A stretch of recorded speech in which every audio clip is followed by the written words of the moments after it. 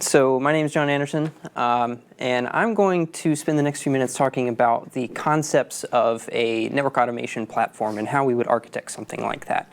And really the goal is to provide a high-level overview of some of these components so that when we go into Damien and Jason's further demos and talks, we have an understanding of how some of these components can actually be used to build various automation platforms for a given client.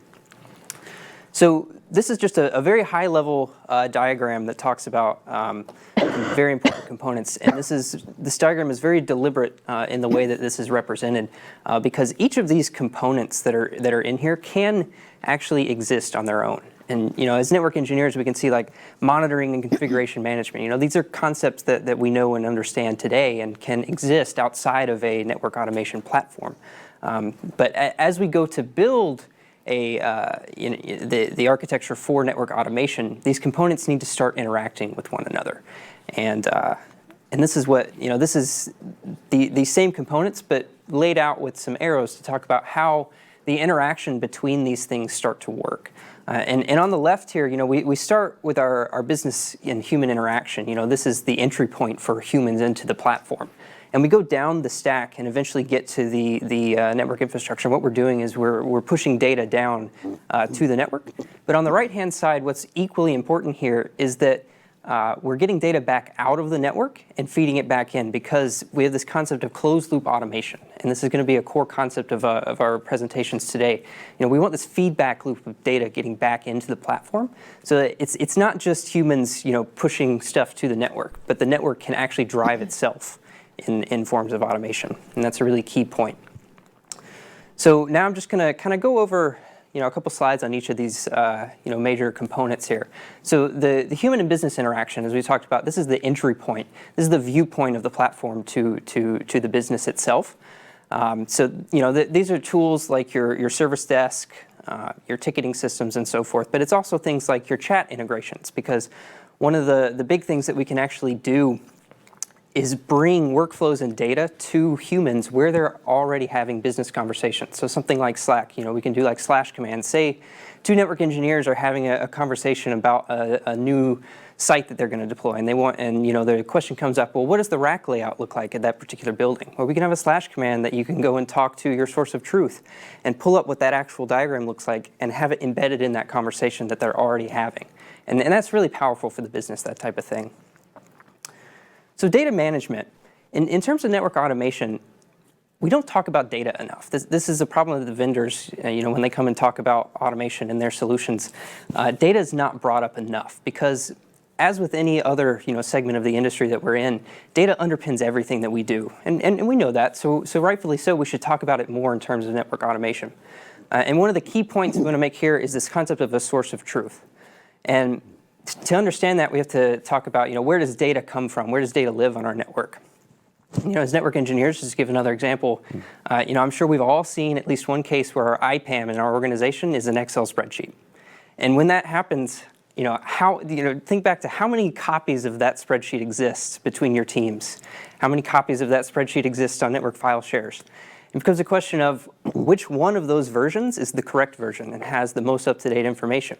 And it turns out from a programmability and an automation standpoint, none of them do, because we can't actually know which one is correct. A human can know, but an automated system, that's a very hard problem. So the concept of a source of truth is that data can exist in multiple different systems, but we pick one to be the authoritative source.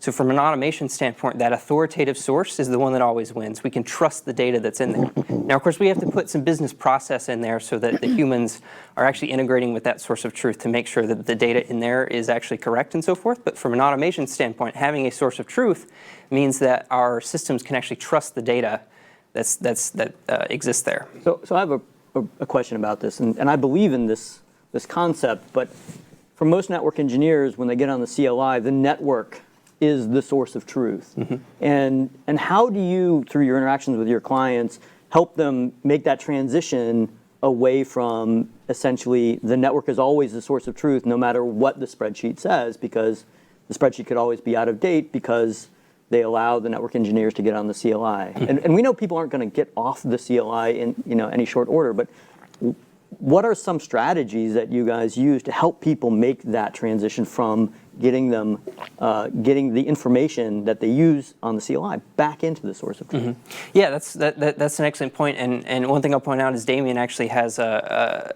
part of his talk is something to speak directly to that point. But to what Jeremy's talking about is the difference between intended state versus actual state of the network. And this is very important in terms of network automation because our intended state is what we want the network to be. The actual state of how the network is operating can differentiate. And so we need to be able to do this diff between what we want it to be and what it actually is, because that's where our network automation platforms reside.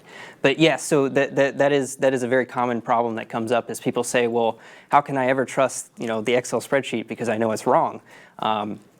The network, I can go there and I can see exactly what it is. But yeah, it's all about getting people to elevate outside of, off of the box, get the data off of the box, and be able to, push that intent to the network. But yeah, so to the technical specifics of, how we've done some of that, I'll refer you to part of Damien's talk, if that's okay.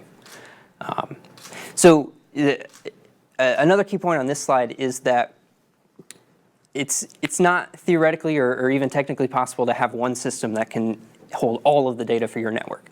And so people get caught up on this idea of source of truth. They think, oh, that must be one system or one tool. Very frequently, that's not the case. And so to help understand that, we can say that a source of truth can exist per data domain. So I can have a source of truth for my IPAM. I can have a source of truth for my site list or my DCI, for my data center infrastructure management system. Those can be 3 different systems. The idea is that the overlap of domains exists so that I can have 3 different systems that are able to do that. And the core concept of a source of truth is that we can do data modeling and data constraints. So in our Excel spreadsheet, data integrity is a big issue because I could create a prefix with like a /33. That's not correct. But in a source of truth system that is specifically tailored towards IPAM, for instance, that system can put data constraints in place so that bad data, we can avoid that type of thing. So source of truth aggregation. So we've got multiple sources of truth now. Well, that actually becomes burdensome for the platform that we're going to build because we've got lots of different tooling that needs this data. And without some sort of aggregation of all of that data, those systems have to be able to talk to the various sources of truth, and that can be a problem. So what we've come up with is this idea that we can actually aggregate all of the source of truth information. And typically this is going to be in a read-only view. And there's various different ways we can do this. We can sync it to like a CMDB in a ticketing system like ServiceNow or something like that, or we can build custom solutions in Python, Django Flask, something like that. But what this allows us to do is give a single pane of glass view to all of the data that we're going to automate the network with. So that could be a single API entry point to all of our data. It could be like a build artifact out of a CI/CD pipeline or something like that. And to hone in on this point, I have a simple diagram here. So this top layer, these are examples of multiple sources of truth per data domain that we've got. And then we've got this aggregation layer that's gonna. This is the layer that's actually going to collect all of the data, aggregate it together, and present a single pane of glass for all of the automation tooling here in the third row to actually pull from. So these systems aren't going to talk directly to these systems. They're going to talk to this aggregation layer so that they only have to go to one system to get that view. And again, this is typically only a read-only view into the data. So when you present this architecture and you talk with your customers, do they typically ask things like, well, does this become a single point of failure? And if this fails, then I basically can't touch my network. It's a common question people ask with any kind of controller-based system. And here, this becomes that point of interaction. So how do you have that conversation with them? Right. So, I mean, an easy way to deflect that type of question is like, yes, that certainly exists, and that's going to exist in any sort of system that we build. But that same problem is going to exist with any of these individual sources of truth. So, that idea of resiliency and so forth is going to exist. But, obviously, we would want to build that into the systems that we design for that type of thing. And it's going to be very use case specific based on what they're trying to do. But that problem is going to exist no matter where the data resides. Can you follow up a little bit on that and just talk in general how you would make that aggregation layer more resilient? Yes, I mean, it's typical systems engineering. I mean, if it were like a database type of thing, we would have, a resilient database and so forth that would go into. I mean, again, a lot of these architectures are very use case specific to what we're trying to do. So I think, a lot of context around the problems that the business has are very important, and that's where network to code really comes in. And, Jason and Damien are going to talk about, how we understand those problems and so forth. Cool. I have one more follow-up question because this is a big topic. So, how do you address like the nature of change with your customers' requirements? Because if there's something new that has to be integrated, or something, any one of those top boxes change, like their APIs change from version to version, which is a very poignant problem. How do you address that with your customers when they're presented with a lot of change, whether it's their own requirements or the systems that they're integrating? Mm-hmm. So, a very key point to any sort of source of truth that we want to do is we want to eventually get to this idea of an abstracted data model. So data modeling is very important here, so that if we're talking about VLANs or IP addresses and interfaces and so forth, we're not modeling that data in a way that would necessarily go directly into a Cisco switch or a Juniper switch config, something like that. We want to abstract the concepts of these so that potentially at this aggregation layer, I think that this slide talks about it, is that the context of the data that we access here is very centered around the devices themselves. And this is going to be like an abstracted data model around that data. So it's not going to be data that you would specifically, see a representation of the data that you could then throw at, a very specific Cisco model or Juniper model or something like that. And that's a way that we can work around that problem, because what we're doing is we're decoupling the data sources from the config generation. And so when we decouple the data, things become more modular and pluggable in that way. So yeah, I mean, realistically, inside of this layer, we could talk for days on this topic, but realistically in here, there's going to be a storage layer, but there's also going to be an integration layer, which is going to be, if we go to implement this, it's realistically like a plug-in architecture where the system that's going to talk to the IPAM understands the data model that comes out of the API here, and it's going to be able to render that data and transform it into an abstracted form to be able to go into the storage layer here. And that's going to be true for each of those layers. So if we swap out our IPAM, there's going to be a little bit of effort to understand the data that comes out of this system itself so that we can transform that data. But again, this is going to be in a pluggable fashion. So I've got a quick question for you, a little more down in the weeds just on the architecture here as you guys are actually deploying this. Is this something that's all typically out of band, where you'll have like maybe a dedicated set of hypervisors and going on the out of band interfaces of a network when you deploy something like this? Because we were talking about this yesterday with another vendor about the idea of in-band versus out of band automation. Where do you guys normally fall on that? So again, it's going to come down to the specifics of the use case and whatnot. I mean, I think in larger scale networks, I think out of band management is an important concept. But that's not going to be true for everyone. Sure. So I mean, it's really hard to say. So there's valid reasons for both. Right. Yeah. Okay. Exactly. Yeah. With any platform that we build, it's hard to say that one network automation platform fits all. And you actually see that in one of my final slides here, is that one size does not fit all here. But what's more important are the concepts and ideas. Do you normally, the automation tools, do you normally co-locate those inside the main hypervisors for a data center, or is that something you guys kind of will build your own piece to separate network automation into its own out-of-band management component as the tools that you're using and where you're running them? I mean, again, it's really use case specific at that point. Okay, so it's all over the place. Mm-hmm. So on to the next major topic here is config management. So, certainly in the network automation space, configuration management is a very key and large point, because, rightfully so, because being able to configure and administer the network devices, that's really the name of the game here. So in this space, there's really two big components here: the rendering of the actual configuration, so that's taking the data and massaging it, having a templating engine that we can actually render at that point, a vendor-specific configuration that you can then put on the box. Then there's the execution and provisioning of that configuration. And in Damien and Jason's talks, they're going to talk about the specifics of those two segments, but just know that configuration management is a huge portion of this, and there's lots of different ways that we can attack this problem. So along this line, when you do training with your customers, what do you see in terms of network engineers building Jinja templates, because it is itself its own little programming language? Mm-hmm. So do you see network engineers grasping this concept quickly and then starting to develop their own Jinja templates, or do you kind of bootstrap them? I know it probably all depends on the nature of your different customers, but I'm curious how the adoption of using Jinja as this programming template language has taken up with the network engineers as a whole. Yeah. So I mean, like anything, as Jason pointed out, each engineer is going to have their own light bulb moment in terms of network automation.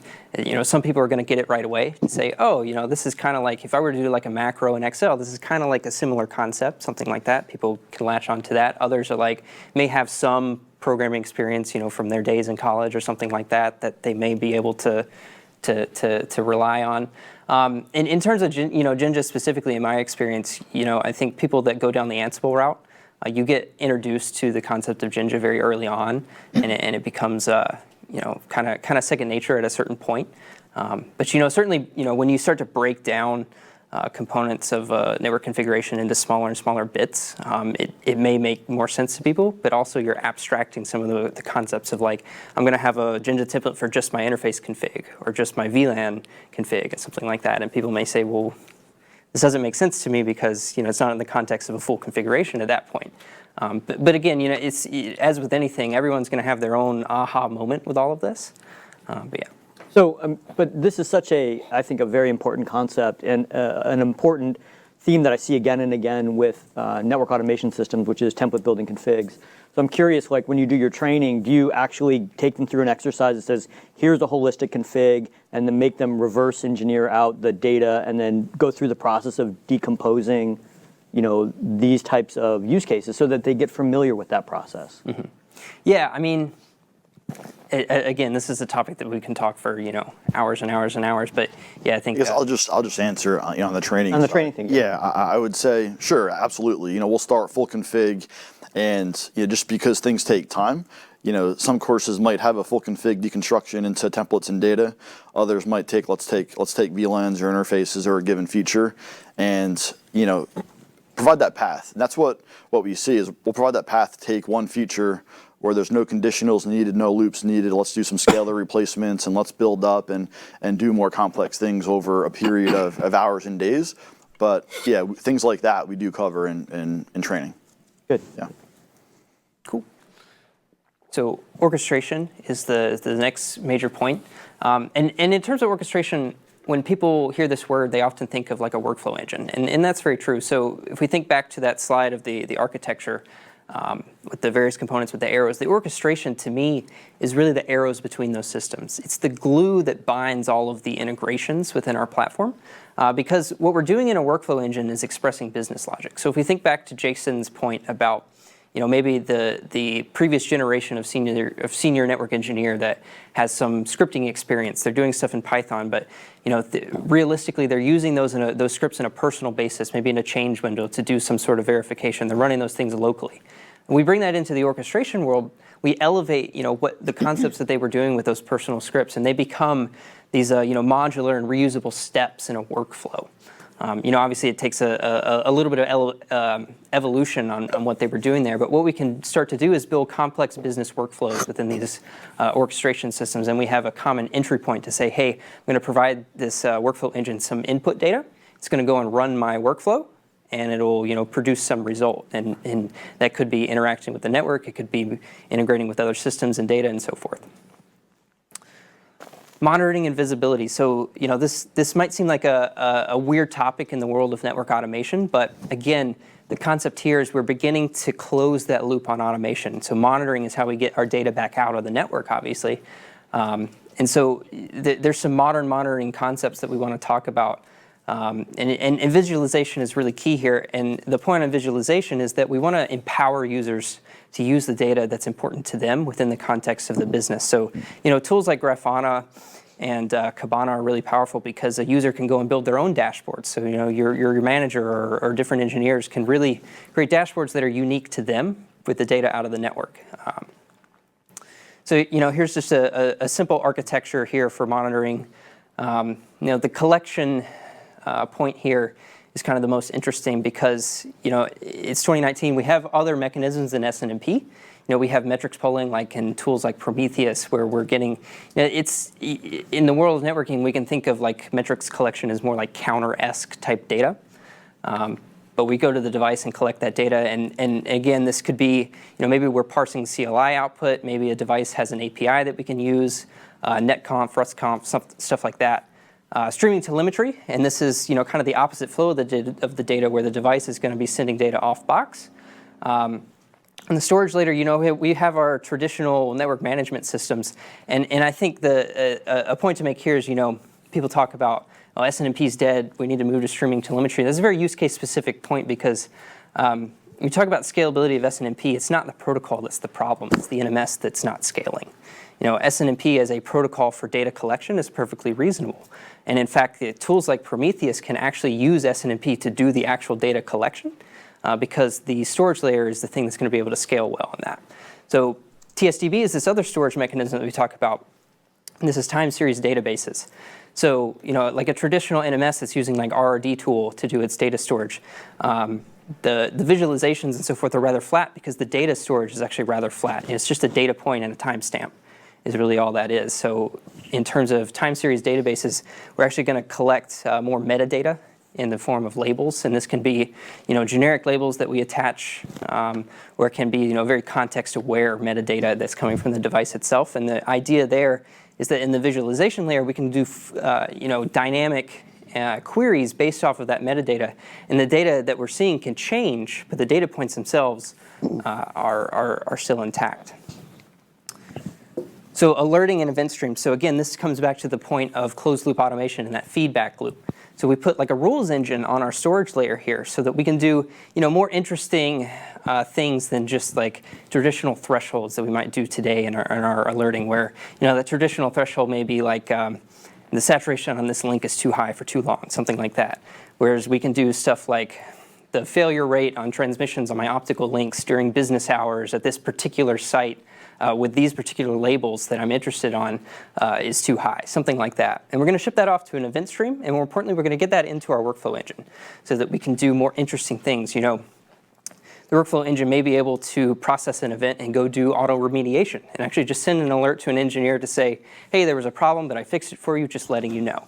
Or it could be, like a first level of triage where there's an event that an engineer needs to go and actually look at the network to fix the problem, but the workflow engine can do that first level of triage to say, I've gone and done a series of show commands, here's the output, so that you don't have to go and do that first step, stuff like that. So I think there's a lot of value in what you just described about this rule engine and the ability to analyze it. Mm-hmm. But how hard is that for somebody to do, quote unquote, how hard is that? Do they have to learn 6 different programming languages and 3 different databases and then some obscure, other scripting things? I mean, I've seen a lot of these different tools and they all have their own little quirks and whatnots, but the outcome is very powerful, but the investment is very, very steep. And I'm curious what you've seen with, your customers using this or developing their own rules engines for the kind of projects you've done. Yes, I mean, there's tons of off-the-shelf things, like Prometheus has this sort of thing built in. But yeah, I mean, with any new tool that we introduce into the system, there's going to be complexities and time spent on learning that. But I mean, I think that's going to be true of anything that we do here. But I think the power that this brings is worth the time investment in learning it, that type of thing. A question, do you typically find in these engagements that you have to have someone dedicated to do that they pick someone whose full-time job it is to invest in this with you guys, or do they continue to do other things at the same time?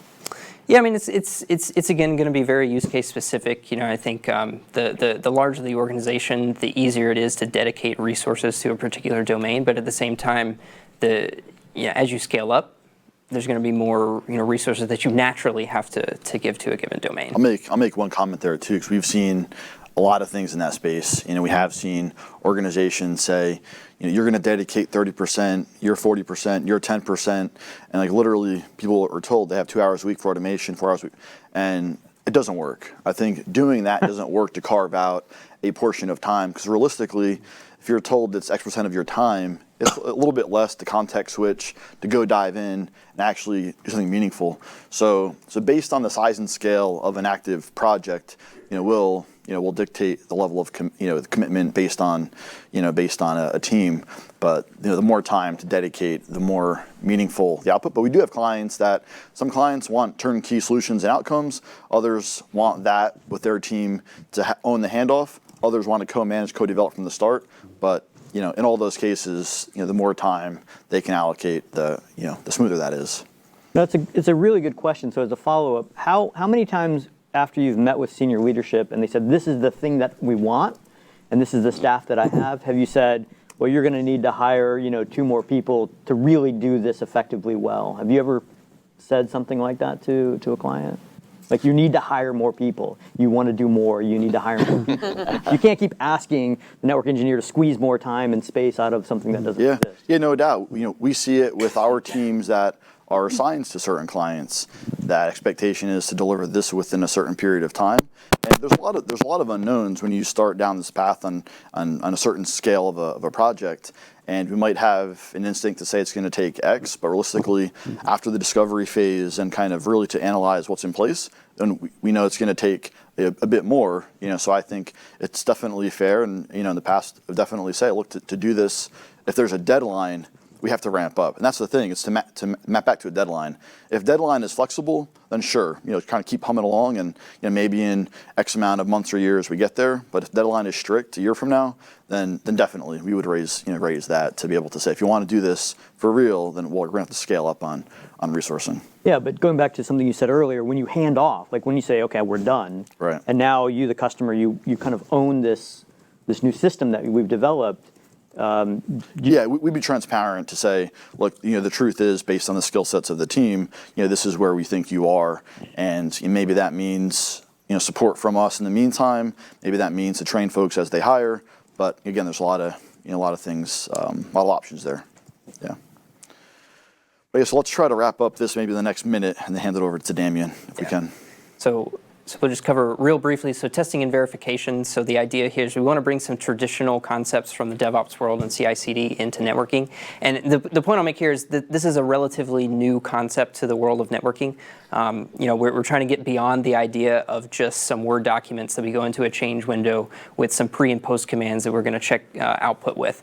But we can do things. There's tools for modeling. There's tools like Tesudo for emulation and virtualization, where we're going to spin up virtual instances and be able to put real configs and build topologies and things like that. There's certainly different levels of testing that we want to get to. And I know I'm flying through this to get through, but this is a really important concept for a network automation platform, because we want to do this testing in an automated fashion. So, we want to, before a change, be able to say, this is what I want to actually implement. Here's a test suite to test it. And I can get a pass-fail on that change before we actually go into the change window to say, hey, here's some problems that the automated test suite has brought up, and we need to readdress these issues. So kind of a wrap-up slide here. So operational models and culture. So to bring back to that point that one size does not fit all here, what's more important are the concepts. The actual implementation is going to vary from use case to use case. And so, evolution is key. We start very small. We get big as the organization scales with the automation that they want to do. But to do this sort of large-scale automation requires a lot of buy-in. And the key point here is that's buy-in from not only from the business, from your execs, from your higher-up, from your managers, but also from, more importantly, the team that's going to use this automation. Because if the team of engineers that's supposed to implement and use it doesn't trust it, doesn't like it, doesn't understand it, they're not going to use it. So buy-in drives culture, and culture really drives success.